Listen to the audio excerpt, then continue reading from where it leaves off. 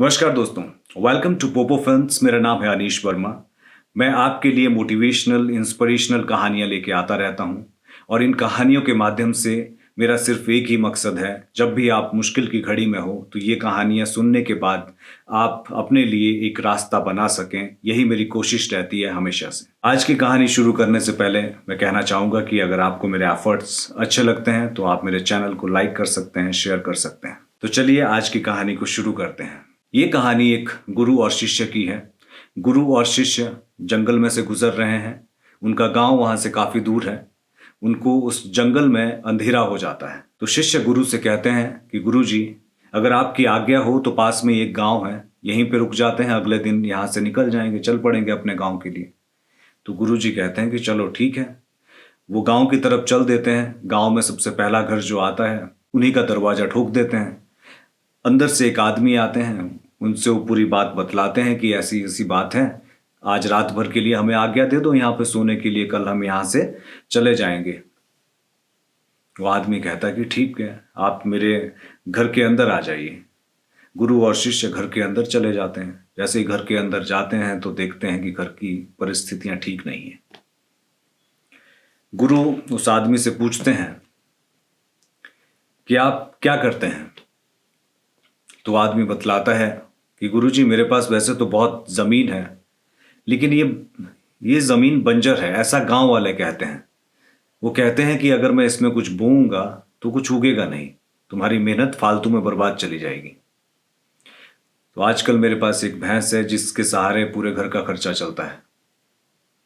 ऐसे बातें करते करते गुरु, शिष्य और वो तीनों लोग सो जाते हैं। रात को चुपके से गुरु अपने शिष्य के पास जाते हैं और कहते हैं कि चलो हमें अभी यहां से निकलना है।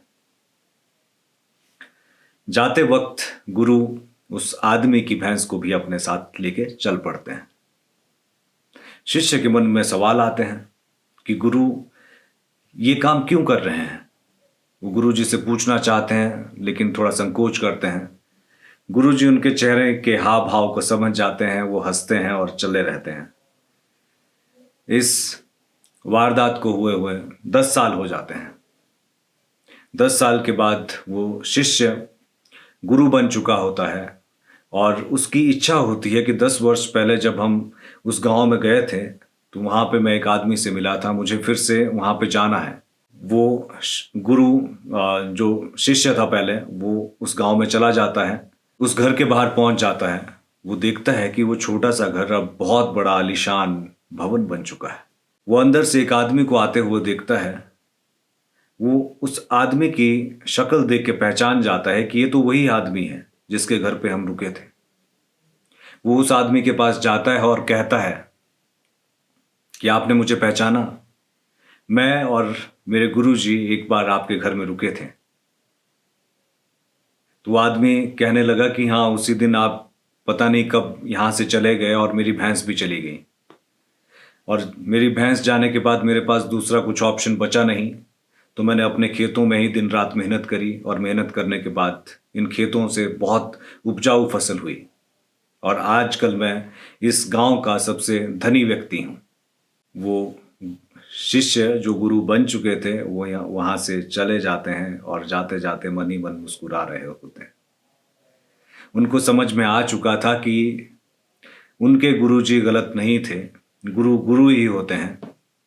और इस कहानी से हमें ये भी शीर्षक मिलता है कि हमें स्वयं को समझना चाहिए, हमारे अंदर क्या क्या कैपेबिलिटीज हैं, उसके अकॉर्डिंगली हमें कार्य को करना चाहिए। भीड़ चाल जो आज की डेट में चलते हैं लोग, वो नहीं चलनी चाहिए। ये कहानियाँ बहुत मोटिवेट करती हैं। उम्मीद करता हूँ कि आपके लिए कहानी काफ़ी फ़ायदेमंद रहेगी। अगर आपको मेरे एफर्ट्स अच्छे लगते हैं तो आप मेरे चैनल को लाइक कर सकते हैं, शेयर कर सकते हैं, सब्सक्राइब कर सकते हैं। जल्द ही मिलते हैं अगले एपिसोड में। तब तक के लिए गुड बाय।